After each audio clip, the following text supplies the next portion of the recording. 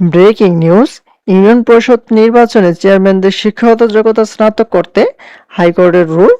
এখানে শিক্ষাগত যোগ্যতা নিয়ে নির্বাচন কমিশনের পক্ষ থেকে এবং হাইকোর্টের পক্ষ থেকে কি জানানো হয়েছে সকল কিছু আপনাদের মাঝে জানিয়ে দেওয়ার চেষ্টা করব। আশা করি ভিডিওটি মনোযোগ সহকারে শেষ পর্যন্ত দেখার চেষ্টা করবেন। আর আমাদের চ্যানেলটিতে লাইভ শো আপডেট পেতে অবশ্যই চ্যানেলটি সাবস্ক্রাইব করে রাখবেন। এখন দেখি এখানে বিস্তারিত কি বলা হয়েছে। আর এই খবরটি আজকে প্রকাশ করা হয়েছে। দেখতে পাচ্ছি বলা হয়েছে যে ইউনিয়ন পরিষদ নির্বাচনে চেয়ারম্যান পদে শিক্ষাগত যোগ্যতা কমপক্ষে স্নাতক নিশ্চিত করে রুল জারি করেছেন হাইকোর্ট। একই সঙ্গে শিক্ষাগত যোগ্যতা নির্ধারণে ব্যর্থ ইউনিয়ন পরিষদ আইনের 26 ধারা কেন সংবিধানের সঙ্গে সাংঘর্ষিক ঘোষণা করা হবে না তাও জানতে চেয়েছেন এই হাইকোর্ট। বুধবার 22শে জুলাই সুপ্রিম কোর্টের দুই আইনজীবী করা রিটের প্রাথমিক শুনানি শেষে বিচারপতি আহমেদ সোহেল ও বিচারপতি ফাতেমা আনোয়ার হাইকোর্ট বেঞ্চে এই রুল দেন।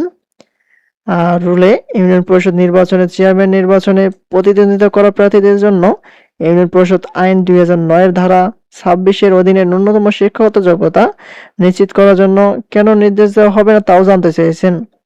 এলজিআরডি সচিব আইন সচিব প্রধান নির্বাচন কমিশনারকে রুলের জবাব দিতে বলা হয়েছে।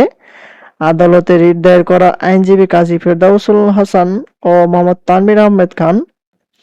আইনজীবী কাজী ফেরদাউসুল হাসান বলেন, একজন চেয়ারম্যানকে নানা ধরনের ক্ষমতা দেওয়া হয়েছে। এর মধ্যে রয়েছে গ্রাম আদালতে পরিচালনা করার ক্ষমতা, সেখানে 3 লাখ টাকা মূল্যের মামলা পরিচালনা করতে পারেন।